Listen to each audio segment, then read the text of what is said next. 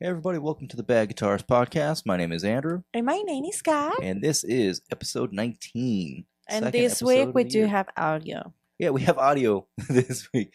For those that tuned in last week, we forgot to plug the microphones into the camera input, and we were adjusting the microphones the whole time, trying to get like closer to them, and we could hear everything just fine through the interface, but then that wasn't plugged into the camera. So We fucked up big time. And we used to when we did like the audio only version of our previous podcast, we would just do the interface directly into the computer. Yeah. And there's no problem there. But with this setup, we plug everything on the output of the interface to the computer. Or not to the computer, to the camera. So I don't know. I don't know. There were so many we things just weren't thinking last week. Yeah, there were so many things that were messed up last week. Yeah. The audio, I was wearing my glasses and the light reflecting like on my glasses. You had like a weird purple tint, but I think that's the lenses themselves have a purple tint to them or something. And it's not like I don't need glasses, because I still need my glasses. It's just that with the light on the room, it just reflects weird. Yeah. So there were a lot of weird things going on last week. So and for anybody that listens to the audio only version, I'm sure last week was not a good episode. Oh God, no, they could hear you drinking coffee. Well, not even, it was anything. It was any little like pen rolling across the table. God. Slightly adjusting in the seat a little bit, like all that was being picked up because it was the camera if I microphone. far, the people will have hear it. Yeah, that's awful. No. Okay. So still not a whole lot of releases yet, as we talked about last week. We're going into NAMM coming up. So some companies have listed, a few releases here and there, like their 2025 lineups. Usually it's guitar makers rather than pedal makers. Of course, there's a whole bunch of other gear, drum equipment stuff that's been announced. But as far as guitar stuff, we do have a few things. Few things that were actually released towards the end of last year that we never covered, but they're things that are supposed to be at NAMM. Okay. So, you just coughed, and now I feel like I need to cough. Oh my gosh. Okay. We're off to a great start. Go ahead. What's the new release? Well, Ibanez dropped their not whole, because there might be more later on, but their 2025 new gear lineup. There's just one that I like. Which one? We have a picture in front of us, and we'll show the picture on the screen of the 5 guitars. I don't know which one you're gonna. Which one do you? So the second one. Second from the right. From the right. Was that a 5-string bass? Right to left. Yeah. No, that's 4-string bass. It's 6. 1, 2, 3, 4. That's a 5. Oh, 5. Okay, so you like that like kind of blue? I like that color. Ocean-looking finish. Yeah, that's pretty cool. I kind of like that one in the middle, or that bass on the far right. So I did watch a video this morning about it. Okay. Where they went through the whole lineup. I couldn't tell you anything about them off the top of my head. So new for 2025. Okay, are those signature models like new or no? I don't think those are new. Because the Ting Henson one, that's really nice. That's been around. The Ting Henson one? As far as no, it does say new gear for 2025. So this is strange. This isn't they didn't cover all this in the video I watched. Okay. So signature models new for 2025. I think they already had some of these. Okay. There's the Andy Timmons, Manuel Gardner Fernandez. That Paul Gilbert. Mm-hmm. That one looks really nice too, though. Yeah, it's got the same bridge as like the Artist series. It's kind of cool. So I feel like that's been out for a while now too. The Tim Hensons, I think both of those have been around. But I'm trying to get to the ones that are in this picture that we're looking at. This is so strange. This is so strange. There's so many though. Oh my gosh. Yeah. That's insane. Anyway, there was a whole video about this morning. On the Ibanez website? No, it wasn't on the Ibanez website. Oh, here we go. New AZ and RG series models. Okay. This is what we're looking for. Okay. So there's a new Ibanez AZ standard. AZ is like their kind of stratish, super strat kind of body. The RG is kind of like their core model that they've been doing forever. It's like a step up from where I have like, what do I have, like the Geo or something? I don't know. It's like their lowest end series. Difficult to follow up. It goes up. RG is like a step above that, and I would say AZ is like the step above that, typically. So new finishes, some new features. They all have like that newer jack system that Ibanez has been doing for a couple years, where your jack can't get loose like it would on any other electric guitar. So that's pretty cool. Let's see. The new AZ standard models include features like a flamed maple neck and Jatoba fretboard. I don't know what Jatoba is. It looks like a nice dark wood. Locking tuners, flame maple top with eye-catching grain. Okay. They got that available in HSS. You get humbucker with 2 single coils or 2 split coil humbuckers.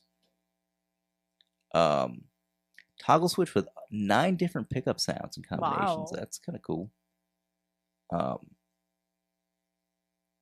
Let's see. Looks like they have a new acoustic as well. But the basses, that's like what you were just showing me. Or yeah, you were just talking about. The basses seem to be like the coolest. They thing. look like, really cool though. So the SR bass models, they have the SRD 900 bass. It's got a Nordstrand, big break, and Aero Silk piezo pickups, 5-piece maple walnut neck, and Panga fretboard. Where do they get these woods? I have no idea. And then an exotic Okume body. That's my artist series that has the Okume body. Yeah. Okay. So it's pretty cool. The colors are really cool though. I tell you that. Yeah. So these are a little pricey. They got some new acoustics. I don't think Ibanez acoustics are nearly as popular as their electrics. They have ones that start like $199. They go but up that's there. Heroes though. Yeah, so it's probably like $210 or something. Right here it says $173 is like the new cheap one. Okay. And they go up into the 700s. It looks like. So some of these models. So they have one that has like fanned frets. Where those are, I don't know if you've seen those. No. So fan frets are just like where they're slanted; they're not straight down. And they say it makes it more comfortable when you're doing like bar chords and getting into like the shreddy stuff. There's a new model, I can't remember which one it was, where it's now a 6-string version of one that they've been making for the last year or two. It's a 7-string, so they just integrated that kind of design. Put a 6-string pickup in there instead of 7-string. So I don't know. There's some cool models. I wish we had more information on those exact ones. But there's just so many of them. I know that I like the bass ones. Yeah. Those look really nice. The video I watched this morning, it was a Andy Guitar Geek video.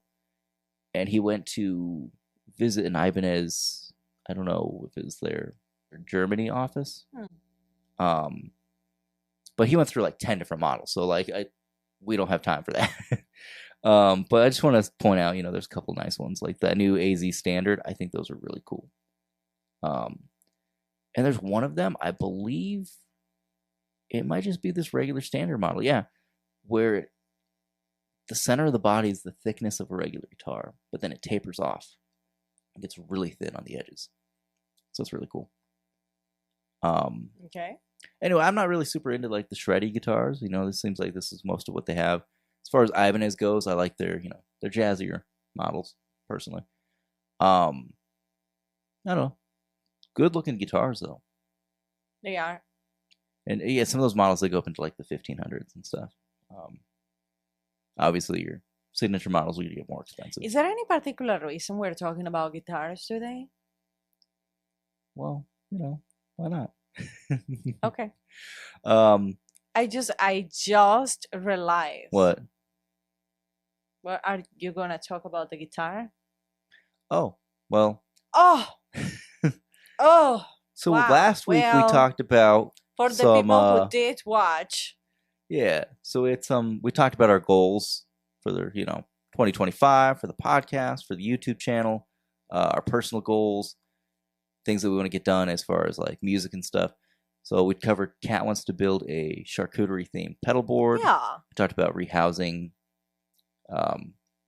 maybe just like Amazon, cheap pedals or something, rehousing them into like 3D printed or plastic like fruit and vegetables and really make it look like a charcuterie board. Yeah. Not just, food themed pedals. And for me, I said I really wanted to get a Fender Player 2 Telecaster this year, and sell some gear and be able to get that. Okay. Anyway, so I already ordered it, and that being said, of course, yeah. Now watching have a new goal for 2025. Yeah, well, if I've already accomplished all my goals for the year, then I'm already way ahead. But how much was it? It's the Player 2 Series Telecaster, and those start at $799. They do have some chambered bodies, and they have the ones with the maple necks. Those go up to like I think $829 or $899. I did not get one of those. I got the basic birch green with the rosewood fretboard. I do think if you deserve something expensive, I deserve something expensive. Yeah. Like I said, we're gonna build you that charcuterie board. Are you fucking kidding? Ha ha ha! Hey! Those $20 pedals, they add up when you put like 10 of them on a board. Wow. Then I got to learn how to engineer the 3D printed molds to where I can fit these little pedals inside of them. You're exactly like my dad do. Yeah. Like when he thinks about giving a gift to my mom, he gives her something from the house, like pots and pans and stuff. Pots, pans. See, that's funny though, because like you say that, but like my mom, she loves getting a new set of pots and pans, but she wants to pick it out. She wants it to be the ones that she wants. She doesn't want just like my dad showing up and be like, haha, happy birthday. Here's a blender. Like. Well, that's my dad. Yeah. Now make me a milkshake. Like. Yeah. No, that's my dad. No, it's a little different dynamic in my parents' household where. Well, and it's a different dynamic in this house, it seems like. Asks specifically for certain housewares sometimes. So, It's just amazing you're comparing the guitar with 3 or 4 affordable pedals. No, I wasn't. But no, so the goal there is, and if anybody's interested, of course, I'm looking to sell most of my guitar collection. That's what I want to I don't like all the clutter. That's, a problem I've always had is like even as a kid, before I was into guitars and stuff, I would just every few months or at least once a year, just like go through everything I owned and just get rid of as much of it as I could. I don't know why I don't believe you. No, I used to. My mom, I think I drove my parents crazy doing that. Not about that. I'm just saying like the fact that you're saying right now that you're looking to get rid of more of your guitars. Yeah.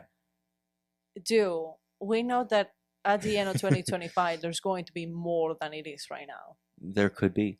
But in the meantime, let's clear this thing out. No, because I want to get rid of probably the SG on the wall behind the computer. Jesus Christ.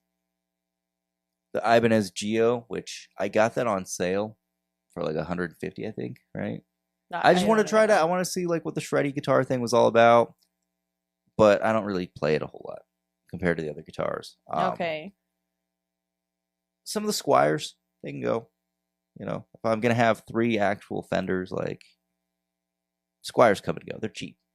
Of course they come and go. So I'm thinking, like, keep when the Telecaster comes in, keep the Telecaster, keep my Jaguar, keep the Strat, the Jazz bass, which is a Squier, but it's a great bass. Get rid of the other bass, get rid of pretty much all the other electrics. Keep the acoustic, keep your Yamaha Pacifica, because that's a really good guitar. And then everything else go. All the pedals that are not on my pedal board, except for the looper, because we do, occasionally bust that out still. Get rid of all those. Just start fresh. And even this Vox amp, I haven't touched it. Fresh. Just a clean, what cleared out room. Though? What the heck? We can organize the back to where it looks a little bit more aesthetically pleasing. For when we're doing these videos. I don't know. So that's something I'm looking forward to, is just clearing out some space. I think it'll be cool. New guitars. New guitar. Wow. No. Okay. One new guitar. So what do you want to talk about next? There's other stuff. There's some new equipment, like we were just talking about the Ibanez for that's Is new there any for other 2025. guitars that you have? There is actually. Yeah, I mean, we're talking about guitars. We might as well talk about any other guitars that are releasing. So there's a new lineup of 6. It looks like for G&L. They have announced their 45th anniversary limited run, limited editions. So, for those that are not aware, G&L is the company that was started by George Fullerton, and Leo Fender. It was his last company before he died. Now, I can't believe they're already at 45 years here. Wow. But then again, Leo Fender's been dead for a long time. So it seems like it's just like they're pretty much their standard lineup, but they're in a special edition color. And maybe there's something, unique about these, but they're pretty pricey. They are. So they have the 45th anniversary limited run Fallout bass guitar, sapphire blue metallic. No, all of these, all 6 of them are in that sapphire blue metallic. And they all have the maple fretboards. I just noticed maple neck with maple fretboard. But that one you just mentioned, that's $1949. Yeah, that Fallout bass is almost $2,000. The SB2 bass, which is kind of like a PJ bass, so it has the precision bass pickups, and pickup with the jazz bass bridge pickup. That's $2,000. That's insane. Now they have the limited edition, as they all are. L2500 5-string bass. Now this looks kind of like an Ernie Ball. That I like the way it looks. Stingray bass, which makes sense because that's also a Leo design. $2,200. Okay. Now the ASAT special, $18.99. I kind of like that body too, though. I really like. Well, it's Telecaster I body. like the way it looks. It's Telecaster. But I like the angled pickups on it. Those are pretty cool. Yeah, it looks really nice, though.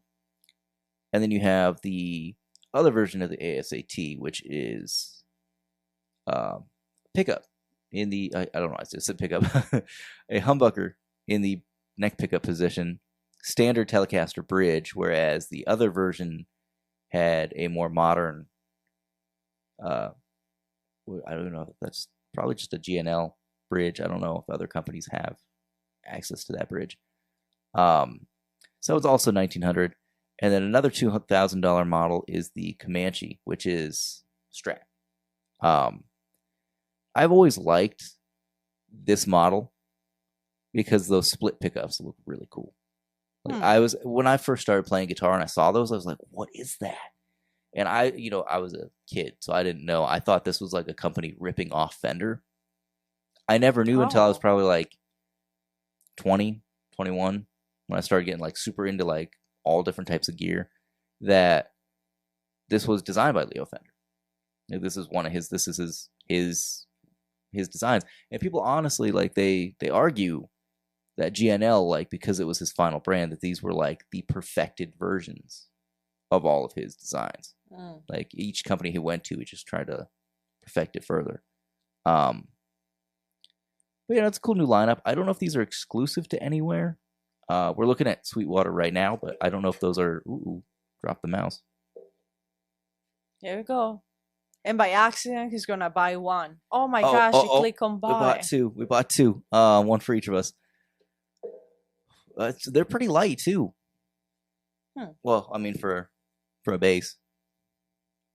Let me see if I can find any other information on these. Celebrate the founding of G&L Musical Instruments with a very special electric bass guitar, packing a world-renowned magnetic field design, humbucking pickup, and an ultra-comfortable. Now this is for the bass. 45th anniversary limited run G&L Fallout bass, fat rock tone, along with renowned playability. Now there's nothing about just like the.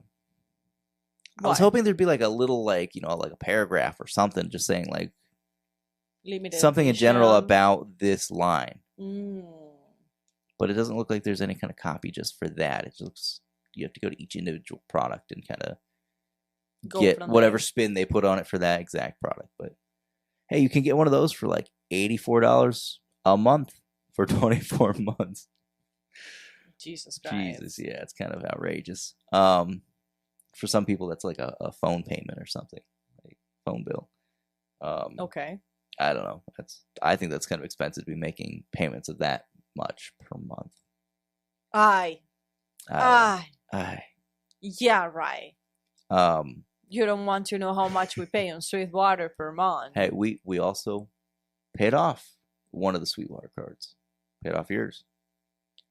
After so much fighting about it, like, why are you using my Sweetwater?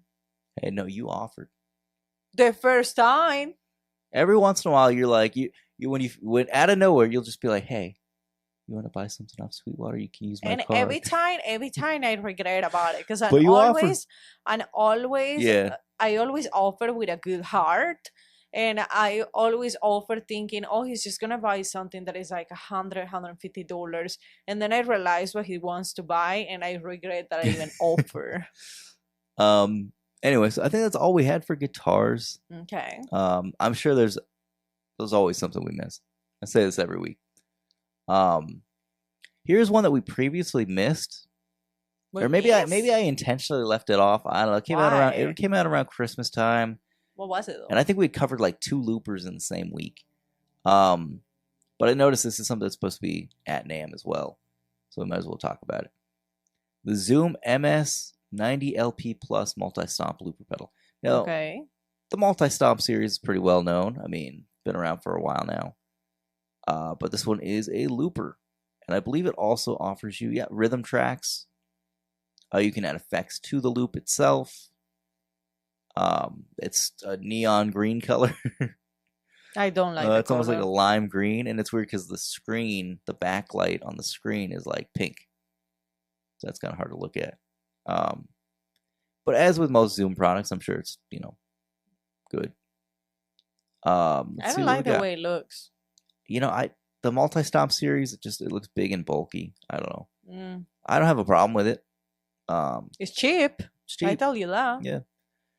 32-bit float technology. This do-it-all looper is top-tier playback and unparalleled control. 5 separate stomps give you access to 90-minute record times with 100 loop storage and 13 hours of memory. Can you imagine actually doing a 90-minute long loop? I hope not. Like, I hope no one out there is doing that. When would you ever, if you record like the first track of that loop and it's 90 minutes long, you have to wait that whole duration of time to like add in. Let's say like you want to add something in, but it's at like the 50-minute mark. You have to wait till you get back there. That's true. I mean, there's probably functionality on here where you can like adjust where you're starting and stopping within the loop, but you have to be really high to be doing that. You got to jump into the probably. Yeah. You can attach a separate MIDI controller to this thing too. So you jump through the different memory storage options in there and stuff. That's kind of convenient. 5 dedicated switches for versatile control, for double stomps and holds. LCD real-time waveform track your loops. Screen colors indicate whether you're recording in playback or using effects. Okay, so it does change colors. Okay. So pink is just your recording. You can quantize to automatically align your start and end times. It says analog circuit with dual AD processing and 32-bit float tech for crystal clear audio. I don't think most players know what that even means. 90 minutes per loop recording with 13 hours total, 100 loop memory. 8 loop effects including reverse, half speed, hold, and tape stop. Okay, so it doesn't have like, you can't add like reverb to the loop or anything. Okay. 68 rhythm patterns, so that's cool. You can add some drum stuff, and I don't know if it has bass sounds built in. Some of these do. Some companies that have like the multifunction loopers. I don't know. I mean, I don't foresee this as something that we would get, but I could see what it's used for. I could, it's on pre-order right now from places like Sweetwater. So it's estimated sometime in January. So dude, you can use a special financing, and it's just $553 per month. Yeah. Let's do that. I'm not giving you an Let's do idea. that. I'm just saying No. for people out there who Yeah. wants to buy it, go Yeah. for it. Yeah. Let's see. So we talked about the G&Ls. Oh, did I close that page? I don't know. I closed the looper page. That's okay. That's okay. That's okay. Okay. DiMarzio pickups. They have a 5-string soap bar pickup for bass, a 4-string Music Man style bass pickup coming in. Something called the Cruiser T neck pickup, which probably for Telecasters, and then a Matteo Mancuso signature set. Who's that one? I don't know. No, it's when you say it's the know. guy from. See, in this particular case, I don't know who that is. Like you did it to me yesterday with guy? Stamos. John Stamos. Oh, yeah. You learned yesterday. John Stamos plays drums and has been a touring member of the Beach Boys for like years now. I'm still thinking that you're lying, but that's fine. No, I can find you videos. He's known them for like at least 30 years. That's insane. Yeah. Yeah, I didn't know that. Yeah. Uncle Jesse. Ew. What? That's his character name on Full House. On Full House, he was named Uncle Jesse. Oh, it sounds so creepy when you say that. Now when you grow up watching Full House and he's Uncle Jesse. But I didn't grow up watching. He's not my Uncle Jesse, that was the character name. I didn't grow up watching, so it sounds weird to me. No, the weird part was the buddy was named Joey living in the house. Like, what was the dad's friend doing around all these kids? It's one thing, like Jesse was his dead wife's brother or something. That made sense. He was allowed to hang out, but do with puppets and stuff hanging out. It was kind of creepy. Oh, ew. Okay. Have you never seen Full House? Dude, I don't know. That was the thing. It was 3 men raising all these kids. Probably no. Yeah. Okay. What else do you have? All right. So that was some new stuff from DiMarzio. Diodario said that no, I don't have this on the screen or anything, but we didn't cover this a couple weeks back when they put out their new daisy chain system for their. You've seen their expand pedal board, haven't you? I have. Where it slides and you can, make it larger or smaller. I actually think it's really cool. They debuted a expand. I don't know the exact model name or anything, but it's a power supply meant for that pedal board, and you can slide the different plugs for your pedals. You can slide them. They're not just like at set positions along the daisy chain. You can actually I want this to be here, and then you clamp it down, and you set the length of the cable and everything without having to cut anything, without having to wire or solder anything. You can. I don't know how they did it. You could slide the power ports around. And then they said that for NAMM they have something revolutionary as far as like accessories. Okay. They said something about vintage accessories, that they're going to be debuting some kind of revolutionized version of something. They're very vague, but that's something coming out here soon. It's kind of hard to get excited about accessories for guitar, straps, cases, stuff like that. I mean, at a certain point, I wanted to do straps to sell. Yeah, I mean, we were looking into the stuff to.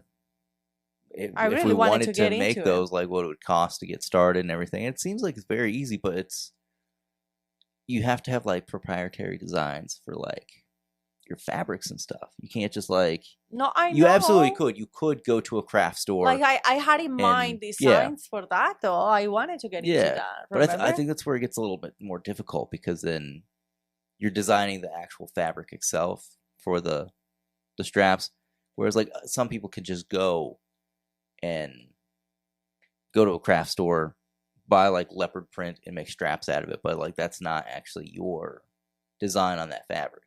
No, because what I was thinking is to sell them, to have them done in Colombia. Oh yeah. And have them like send that here, because in Colombia they are really good. How do you say that?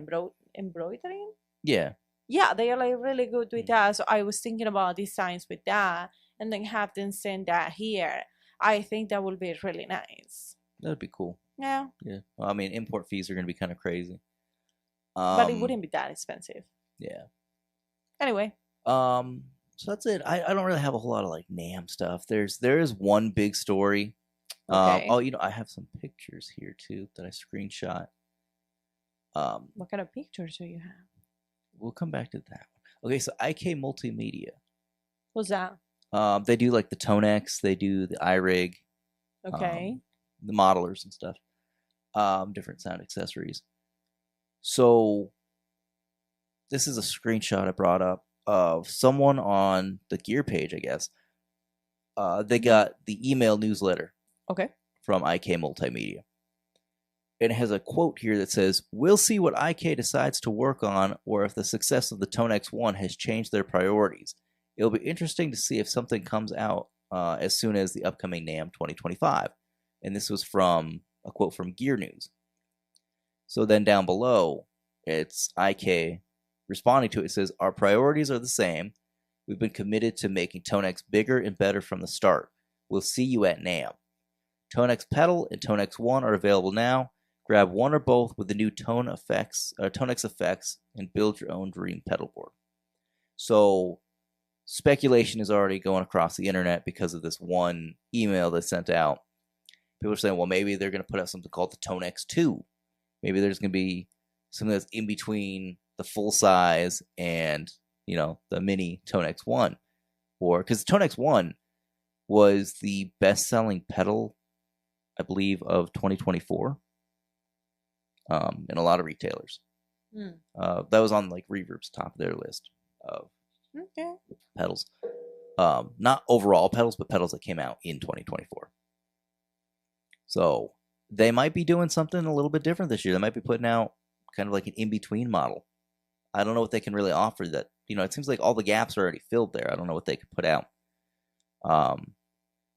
Could be just a slightly larger version of the Tonex 1, a couple more features. So there's nothing as far as pricing. There's no model announced, but it's news.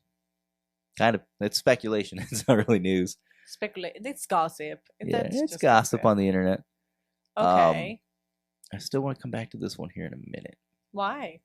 Because I feel like that's like the big story of the day. Oh. Okay. I just want to knock out like one or two others real quick. DigiTech. I think we talked about this a little bit last week. Don't remember. That there was a picture of the bassist Mono Neon. And it's him with his foot on what looks like a yellow colorway of the DigiTech Whammy. Okay. But there could be some features in this thing that are different. I don't know. But DigiTech on their social media accounts says, "New pedals at NAMM, what could they be? Come see us at booth, 5102. Now, it shows all their pedal boards for the demos for their booth. And they have, it looks like a piece of like printer paper size. It says top secret, so you can't see the pedal underneath. But on this one board on the top, you could see it's that yellow pedal. I don't know if you could kind of see in that corner. What yellow pedal? Right here. On that bottom corner, underneath that piece of paper, you could see the edge of a yellow pedal, which has got to be that Mono Neon pedal. Because that image came out like last week or the week before. What I want to know, though, is it just going to be a regular DigiTech Whammy, but painted yellow? Or is he going to have some signature sounds in that pedal? Because there's a whole story about how, I believe Prince is the one that gave him the DigiTech Whammy in the first place. And it's never left his board since. It's a signature part of his sound. But did they do anything different? Because if it's just a different color, like, are people really going to be excited enough to buy that? I mean, I don't know. I don't know. But it doesn't look like they have anything else that's covered up and labeled as top secret for 2025. So I don't know if this is what people are expecting or wanting from DigiTech. But I mean, it's good that after they got relaunched last year, that they're getting back out there. They're putting stuff out. So that's kind of cool. So DigiTech. We might as well jump into this one. Like I said, I think this is like the big story of the week. Well, you did talk to me about that previously. So this was kind of end of last week, beginning of this week. MXR put out like a teaser, and it's blurry. Okay. And it kind of fades in a little bit, so you can kind of read the text on it, but it still stays kind of shadowy, kind of smoky in the shot. But people have already zoomed in on this thing. This is weird. There's like a manual for it already, but as far as I can tell, they have not officially released anything. But people already know it's going to be the Rockman X100. For those that are not familiar, you hadn't heard of it. The Rockman accessories, they're not really pedals. They were like rack units. They were desktop units, amp top units. They're developed by Tom Schultz of Boston. He used to build his own equipment, and he started a company manufacturing and selling the sounds of Boston, essentially. So this thing's going to have sliders and a couple buttons on it, switch between modes. It looks like you have chorus and your gain, kind of like a preamp kind of thing. Doesn't have reverb, which is weird because like the Rockman series, like they had all the effects in one for the most part. I'm guessing these probably go for like $199, $250 maybe. Okay. But they're putting the real Rockman name on there, Rockman. Because they own the rights to the company. They have for a while now. So, I don't know. I'm not super excited about this one. I don't know. It has a vintage look to it. But I'm not really sold on that one. What does suck about this, though, is a day or two after they put this, I think it was the next day. Like, literally the next day. PastFX, who we covered last week with one of their new pedals, the Echo 600, they put out the mock-up of their PX100 Lite, and it's very close to the Rockman. Oh man! Which obviously that's what this is. They're doing their take on the X100. But they, in the comments on their social media, they had no idea. They didn't know anything about the MXR release. The timing was terrible. I feel so bad for these people. I know, because PastFX puts out some really cool stuff. Now, I think realistically, for people that are in the market for this kind of thing, this pedal has a stronger chance, I think, over the MXR. Why? Depending on the pricing. Depending on the pricing. Well, there's not enough information about this one yet. About either one. I don't know, because PastFX is a boutique company, and they do like accurate recreations with like the correct chips that are period appropriate. It's a matter of like what features can one offer that the other might not have. Yeah. So it's all going to come down to little details, I believe. Yeah. And sound, obviously. No, I'm not in the market for a pedal like this, but if I were, it would probably be this one over the MXR. Really? I like the stuff PastFX is putting out. I don't know. If you want something that sounds like the actual vintage piece of gear, this is probably the way to go. What I will say about the MXR is the companies that they've partnered with to do production, like large production models. Yeah. Like the Duke of Tone, which is their partnership with Analog Man. The Timmy, which is a partnership with Tom Cochran. Those are all highly rated pedals. People say they're like almost identical, just in a mini format, and they sell pretty well. So who knows? Like I said, it might sound like a Rockman unit, but the PastFX will probably have the actual correct parts. Yeah. So I don't know. It's weird. I guess the 80s keep making a comeback. Like the 70s and 80s, like the sounds keep making a comeback in guitar every decade. There's like a year or two where like that sound comes back and then goes back out of style. And then it comes back again. So it's interesting to see how this kind of stuff plays out. I would like to see somebody do a side-by-side comparison of the two. Yeah, that would be nice. So we talked about mono neon. Honestly, I don't have a whole lot else today. The Zoom Looper. Yeah, we talked about Ibanez. I want to talk about these Chase Bliss mystery boxes. Okay. I wanted to talk about it last week. We didn't get to it. They sold so many of those. I don't know what it was. It was like 80,000 or something, 60,000. I don't know. I haven't been following up with that. Now, somehow I accidentally joined the Chase Bliss users group Of on course. Facebook. No, because like it'll recommend groups to you, and if you look at a post, you might accidentally click join. I don't know when I did what this happened? because I've never owned a Chase Bliss pedal. Okay. I have nothing against Chase Bliss whatsoever, but I don't have the patience or the time to sit down and learn how to use one of their pedals. They're just so they're an instrument within themselves. What's complicated for you though?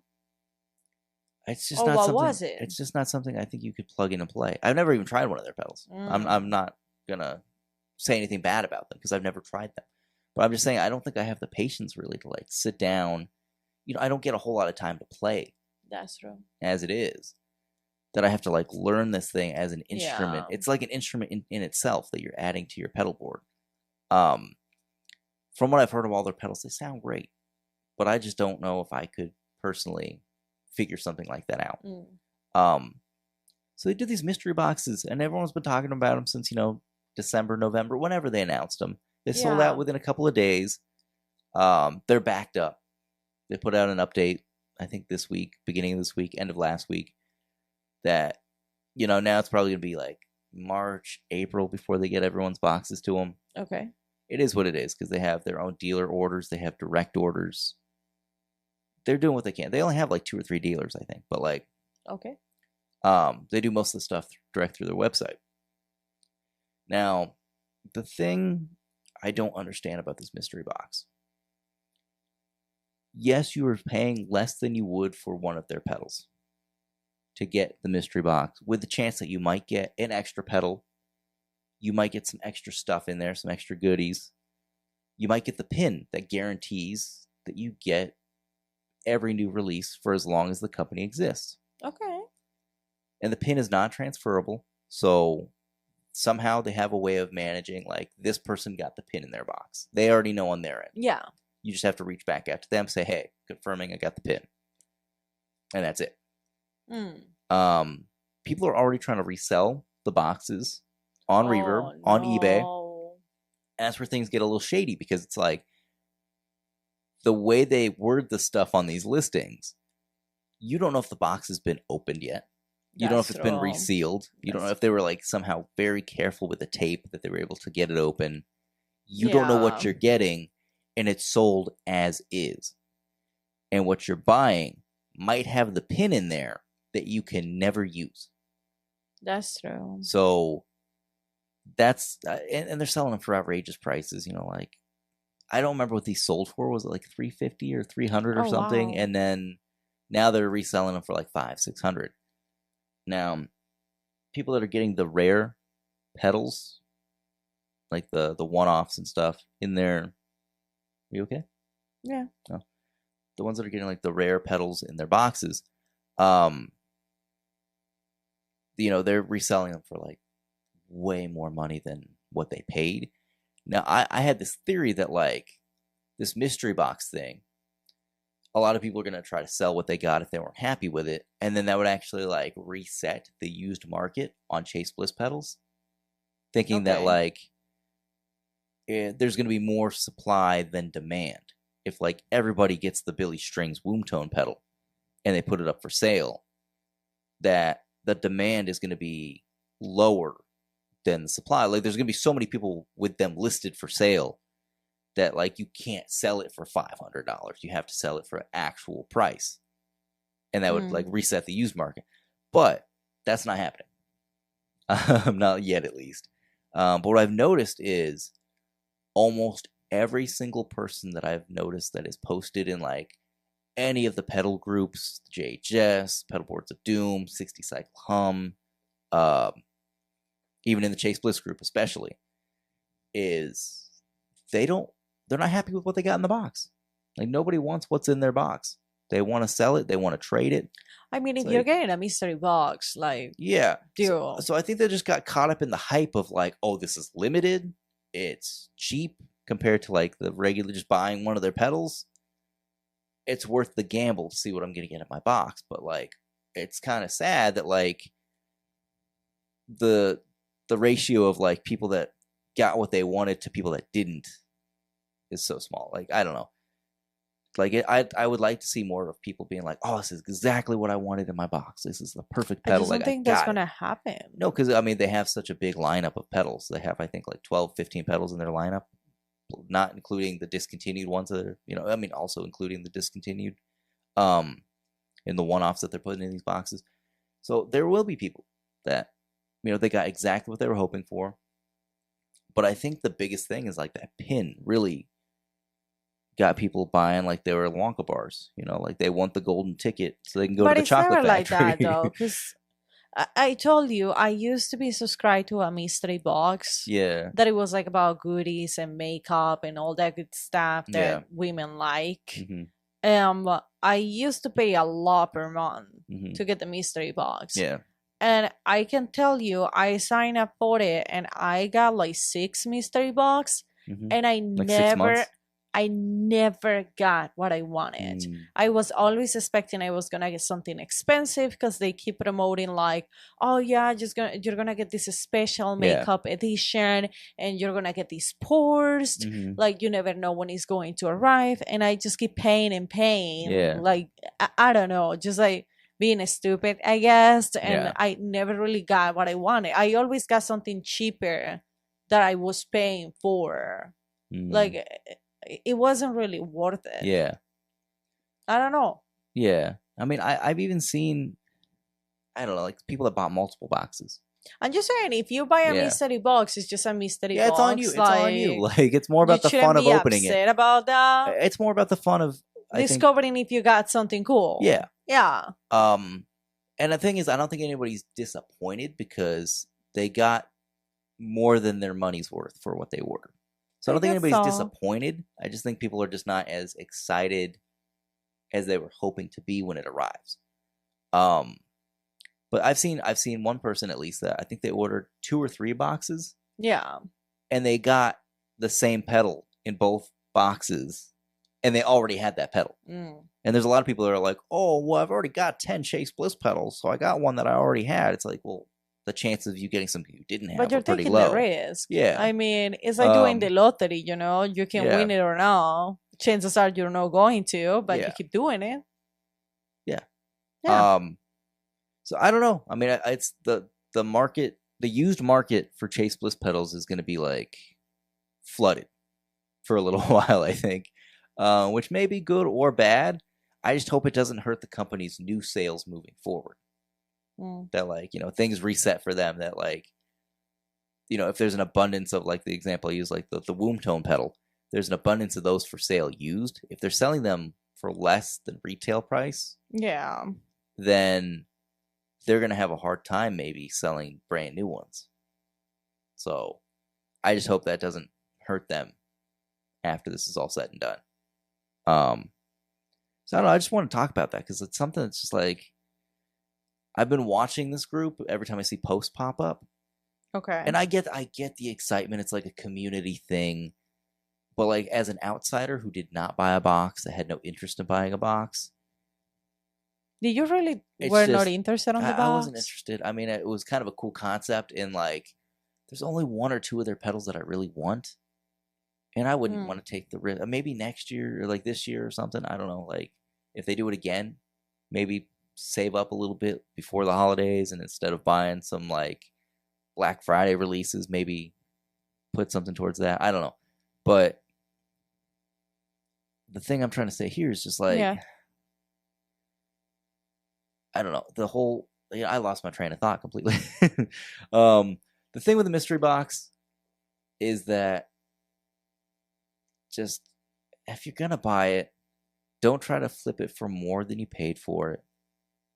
And then if you don't get what you want, try to line up a trade. And if you're going to resell it, just, to ask a fair price. Try to get your money back, but don't try to like gouge people on it.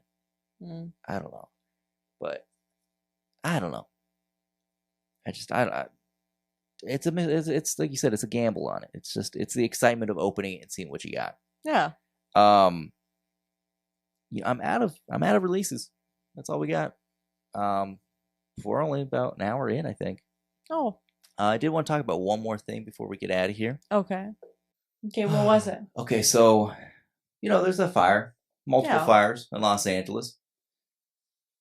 Yeah. So I've been following, I think the whole country's been following that. The whole world's probably been following this story, really. It's not something to laugh at, but, so I've been watching different, pedal makers, amp makers, musicians. A lot of people are in LA. It's one of the biggest cities in the country. I mean, so Joe Bonamassa, he had to evacuate from his Nerdville home, which is it's not just his home; it's a museum dedicated to some of the oldest instruments you could see. Vintage Gibsons, bunch of old amps and stuff. I mean, he's collecting everything as far as music history, back as far as you can go in American culture. And he had to leave it behind the other night. And luckily his house was not affected. And he went back to it and it was fine. There's no looters or anything. But I did see Blackful Amplification. They posted a video where they were hosing down their house. And you could see just between their house and the one across the street or next door or whatever, you could see the hills on fire. And luckily they were safe. There was another builder, and I can't remember. I tried to find it before we started. I can't remember who it was, and I feel bad. If we can find it, we'll put it in the link. If they have a GoFundMe or something, we'll put it in the link. But there was somebody who did lose their home. And now their business operations are on hold for now because they don't know what they're going to do with their family, And I don't want to get too far off the point, but I think the media is so focused on celebrities that have been affected by this that there are hardworking everyday people that were also hurt by this and will continue to be hurt by this while the fire goes on. Yeah. So it's just kind of sad. I mean, I think there are funds set up for musicians in Los Angeles right now to help them out. But I don't know what that means for the future of film, the music industry. That's the least of anybody's concern right now, I'm sure. I mean, these people got to get homes. They got to be safe. And we live in Arizona, so chances are a lot of these displaced people are going to come here. Yeah. It just makes sense. It just makes sense. Get away from the place that has natural disasters 1,000 times a year. But it's a sad tragedy to see unfold. And the NAMM show is coming up. Now that's in Anaheim. But if this fire continues to get out of control and they have to close down the airports, I mean, they might as well close down the NAMM show and not have it. I know a lot of people are excited for this thing, but it's very far from LA, but still, kind of seems wrong to have this massive celebration of consumerism when, there's a city on fire. So that's just my little take on it. I still hope everything goes well with the NAMM show and that it happens and everything. But just putting things in perspective, hopefully they get these things under control quickly. I don't know. What do you got on that? So. Nothing. But yeah, I don't know. I just think it's kind of sad. Yeah, I think we're gonna cut this one a little short. Okay. We'll have more news next week. New releases coming up. Hopefully, yeah. I've heard some stuff. I don't know if any of it's 100% true. Now I do know this is true. Because I heard it. I have this information third hand. Nobody told me this information. I was watching another podcast where they were talking about. They knew for sure. Your guy, Summer School Electronics, has some new stuff coming out at NAMM. Nice. So he's got some new stuff coming out. I think Wonder Effects is talking about bringing back his fuzz pedal that he used to make. So he might be reissuing that. I do want to talk about real quick if we have a couple minutes. Okay. This was interesting. I was listening to the latest episode of the 40 Watt podcast, and Philip Carter, the host of the show, brought on Jason Mays, and I guess they're going to be doing a segment once every couple weeks or something, or every other week, where they're just talking about gear news and stuff. Now, I believe it was Jason Mays that, for a brief moment, they didn't go super in detail. They're just talking about things they want to see come out this year. Jason made a good point that with the things that are these tariffs that are coming in here pretty soon, with the changing of, the government, that it might be hard for Fender to keep Squier as an import brand overseas. So that made me really curious. Like, is it possible that we're going to see Squier? Now, he did mention this, that like maybe Squier will now become the new Made in Mexico series. Like maybe this Player 2 series, like this Tele I just ordered, maybe that's going to go up in price or disappear entirely. And they're just going to transition the Squier brand into the lower end Mexican made guitars, which will probably also raise their price a little bit too, I'd imagine. From like the 450 range at the maximum to like 500-600. So I'm curious about that. Because I like my Squiers to be affordable. Of course, now but you're also planning to sell all your guitars. But also, if Squier was made in Mexico, I think that'd be really cool. I mean, they've done it before, so I think it'd just be really cool. I mean, my Strat, it's a Fender Strat, but it says on the headstock Squier series, where it usually would say contour body. And there's a whole story behind that, where there was a fire in Ensenada in the early 90s. And so for a run of like 4 years, from like 92 to 96, they were shipping American parts down to Mexico. The bodies and the necks were American made, shipped down there. And then they were importing like Korean Squier hardware and pickups, pots, all that stuff, and just slapping these together in Mexico. So it was American parts with import hardware and pickups, but assembled in Mexico. And that's actually like one of the best guitars I've ever had.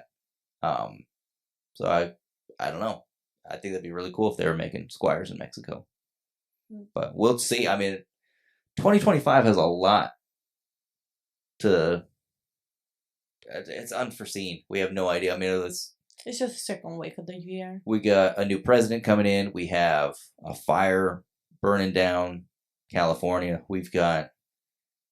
who knows what's coming next? You got those drones in New Jersey, like, just anything. I don't know. I don't know.